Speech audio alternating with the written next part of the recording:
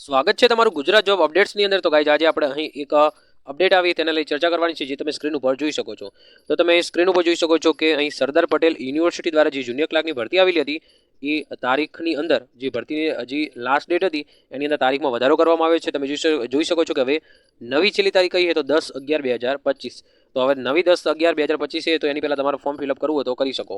તો હવે ભરતી માટેનો હવે ક્રાઇટેરિયા શું છે એની બધી ચર્ચા આપણે વિડીયોની અંદર કરવાના છીએ.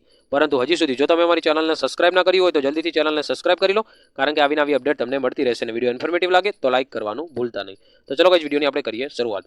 તો તમે સ્ક્રીન ઉપર જોઈ શકો છો કે આ જે જૂની જાહેરાત હતી એ જાહેરાતે તમે સ્ક્રીન ઉપર જોઈ શકો છો કે સરદાર પટેલ યુનિવર્સિટી વલ્લભ વિદ્યાનગર અહીં તમે જોઈ શકો છો કે એના દ્વારા અહીં ભરતી આવેલી હતી.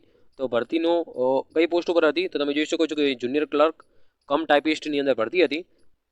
તો એની આપણે વિગત જોઈએ તો તમે જોઈ શકો છો કે અહીં એડવર્ટાઇઝમેન્ટ નંબર તો આપણા આપેલો, નેમ ઓફ પોસ્ટ તો તમે જોઈ શકો છો કે જુનિયર ક્લર્ક કમ ટાઈપિસ્ટની ભરતી હતી અને ટોટલ વેકેન્સી 18 હતી. એમાં SC 2, ST 4, SCBC 5 અને EWS 1 અને જનરલ 6 એમ કરીને ટોટલ 18 જગ્યાઓ હતી. હવે આ જગ્યા જે આ ભરતી હતી એનું ઓનલાઈન ફોર્મ તમે જોઈ શકો છો કે આ તમને દેખાય તો આ વેબસાઇટ ઉપર તમે ઓનલાઈન ફોર્મ ભરવું હોય તો ભરી શકો છો. અને બીજું તમે જોઈ શકો છો કે આની જે ફૂલ નોટિફિકેશનની PDF ક્યાંથી મળશે તો તમને એક બીજી વેબસાઇટ આપણે આપી લઈએ. તો આ વેબસાઇટ ઉપર જશો તો તમને PDF મળી જશે, જે કેરફુલી રીડ કરી અને પછી તમારે એપ્લાય કરવાનું રહેશે. તો અહીં જૂની જાહેરાત છે તો તમે જોઈ શકો છો કે અહીં લાસ્ટ ડેટ શું છે તો 25/10/2025 તમારી લાસ્ટ ડેટ છે. પરંતુ હવે તમે જોઈ શકો છો કે એક બીજી નોટિસ આવી, જો તમે નીચે જોઈ શકો છો તો આ નોટિસ દ્વારા તમને ખબર પડશે.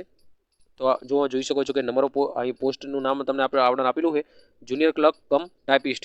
તો તમે જોઈ શકો છો કે નવી તારીખ તમને આપણને આપેલી છે. બીજું બધું સેમ છે. અહીં તમે જોઈ શકો છો કે એની ગ્રેજ્યુએશન ફ્રોમ રિકોગ્નાઇઝ યુનિવર્સિટી, મતલબ કે તમારી લાયકાત હતી એની ગ્રેજ્યુએશન એ સેમ છે, એનું એજ લિમિટ પણ સેમ છે 35 વર્ષ.